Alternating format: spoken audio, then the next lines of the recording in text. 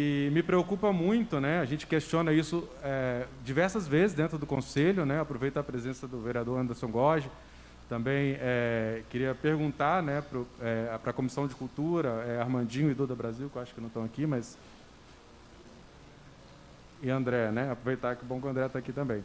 Mas é o seguinte, a gente já teve um panorama muito melhor, né? Eu não vou nem entrar nessa discussão política que foi travada aqui sobre companheiro, não sei o que lá. Eu sei que Vitória já teve um orçamento muito maior, de 22 milhões para a cultura, e não sei qual era o número de funcionários, etc. e tal, mas a gente via uma cidade realmente muito mais ativa, né? Em termos culturais. Houve um grande desmonte assim, de algumas políticas, e a principal delas é a Lei Rubem Braga. Então, assim, me assusta muito que a Prefeitura de Vitória, por isso que eu chamo a atenção dos vereadores da comissão, esteja descumprindo uma lei que foi amplamente discutida por todos os setores da sociedade aqui em Vitória. Passou por audiência pública, passou pelo Conselho de Cultura, passou pela Câmara de Vereadores, foi aprovada aqui nessa Câmara, foi sancionada pelo prefeito, que prevê que o orçamento da Lei Rubem Braga, que era vinculado à isenção de imposto, passasse a ser, né, por outra via, mas que, para solucionar isso, que havia uma questão do imposto, foi criado que seria a média dos últimos 10 anos, mais as correções devidas. O prefeito Luciano Rezende descumpriu essa lei, né? E o prefeito Pasolini parece que pega carona, né, nesse vácuo. A gente sabe a importância da Lei Rubem Braga. A segunda lei de incentivo da cultura do Brasil, depois da de São Paulo, veio 6 meses depois, em 1991. Foi a primeira lei aqui no Espírito Santo, a principal lei por muitos anos. E a prefeitura descumpre, sem nenhuma justificativa. Nós cobramos diversas vezes e o senhor perguntou de onde tirar dinheiro. Nós temos um crescimento de 300 milhões no orçamento desse ano. Então, não estou falando para você tirar da saúde e da educação, estou falando para você cumprir a lei. E depois que cumprir a lei, a gente pode... Tudo bem, vamos reinvestir em educação e segurança, eu concordo plenamente.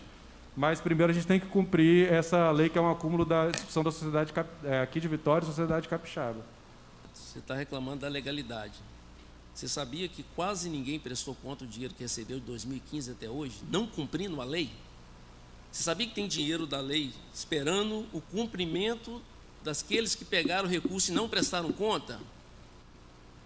Ok? Já que você citou o lado de legal, eu acho que emprestar dinheiro público para quem nem se dá o trabalho de dizer se fez, não prestou conta, não vai ter dinheiro novo enquanto não prestar conta. É simples assim. Você ir para o vizinho ser extremamente rigoroso no cumprimento da lei, e dentro de casa ninguém cumpre. Então, não é lei Rouanet, não estou dizendo você não, estou dizendo ninguém, o setor. Não. O setor não, o setor não. A grande maioria, você quer o número? Eu tenho os processos, inclusive está com o secretário. Vamos dizer que seja 30%, ok? Enquanto não prestarem conta para a sociedade do que fizeram com o dinheiro, não tem dinheiro novo. Nós não vamos cometer crime. É porque a lei, Vitor, proíbe.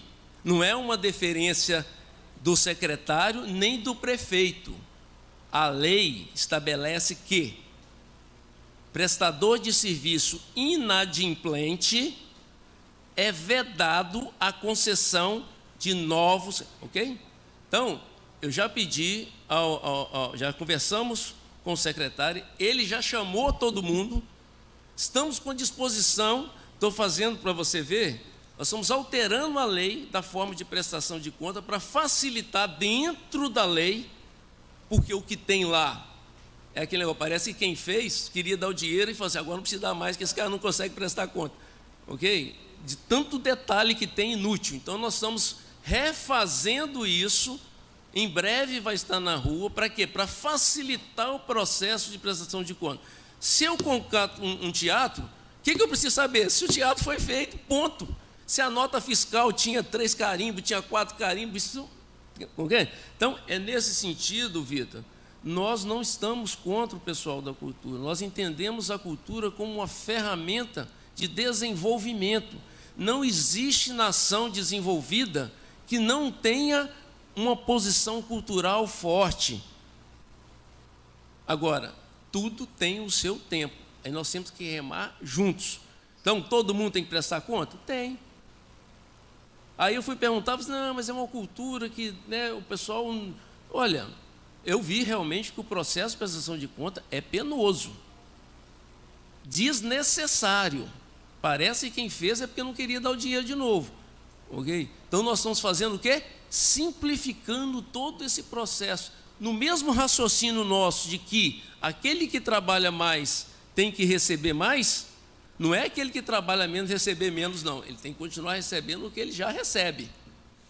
Da cultura, a mesma coisa. Aquele que fez, que entregou um produto melhor, que atendeu mais, esse cara vai ter que ter estrela para ele vai ter que ter ranking, ele vai ter que... Ou seja, ele está usando melhor o recurso que a sociedade alocou nele para a promoção da cultura.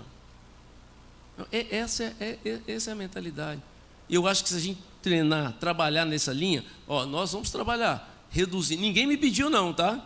Para reduzir a burocracia. Isso, quando eu lendo lá, eu falei assim, Jara, isso aqui é impossível cumprir.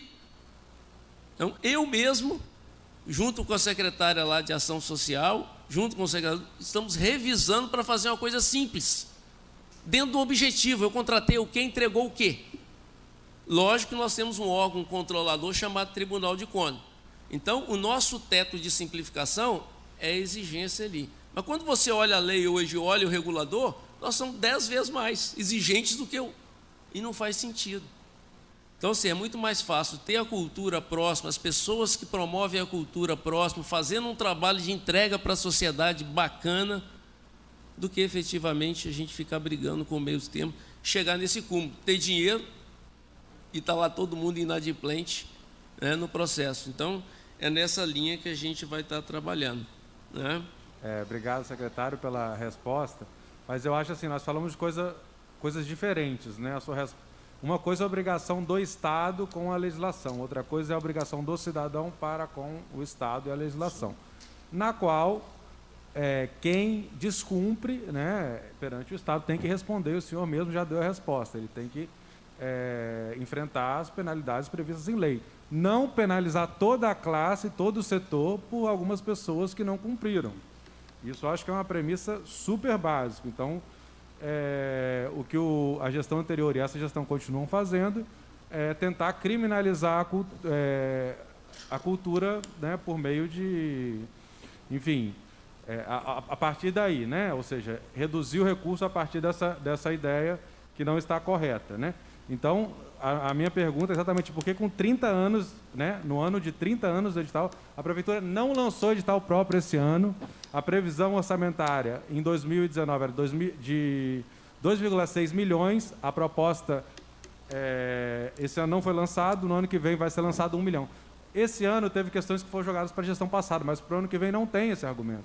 Como eu disse, houve crescimento do orçamento municipal. Não há por que não cumprir uma lei que está colocada claramente, sem nenhuma justificativa, inclusive, né? Não houve justificativa para a classe artística. Então, assim, e digo mais, tem pesquisa da Fundação Getúlio Vargas, o senhor conhece muito bem, encomendada pelo Ministério da Cultura, que diz que cada R$1 investido na cultura retorna 1,59 para a economia, né? Isso foi feito a partir da Lei Rouanet, né, que é muito criticada, tem problemas, mas também tem seus méritos. Ou seja, você vai ampliar o orçamento investindo na cultura, você vai investir numa economia que ela é ecológica, né, que ela polui menos, que ela tem efeitos sociais, que nós já discutimos aqui. Então, assim, é um belo investimento investir na cultura e colocar esse dinheiro que sim vai chegar na ponta. Esse aí vai chegar lá na ponta, que a gente sabe que as coisas acontecem.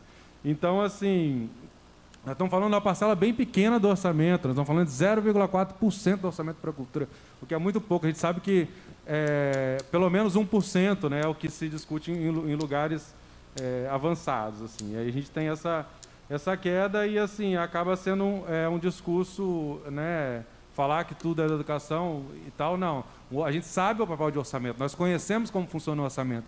Um orçamento é para prever, tem lugar para todos, obviamente, tem prioridades, a prioridade da educação, e nós, assim, Acho louvável que a gestão faça isso, mas assim, por que não se está cumprindo uma lei que está colocada, que passou por todo o acúmulo social? Existe um plano municipal de cultura, sabe? Existe um sistema nacional de cultura, a Lei Aldir Blanc, que agora foi um exemplo para todos de como pôde gerar novos projetos, gerar novas pessoas. Então, assim, inclusive, só para concluir, o sistema que o senhor está propondo, que é o que a gente concorda, acho que sempre defendemos isso, o sistema do Rio Branco é problemático de prestação de contas.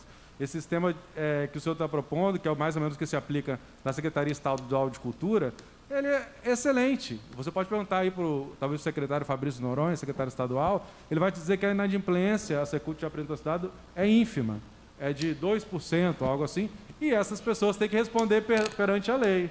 Exatamente. Então, assim, essa é a questão. Eu não vejo porquê, não vejo argumento plausível para não se pagar esses 2,6 milhões de reais e pagar R$ 1 milhão sem justificar isso para a sociedade civil.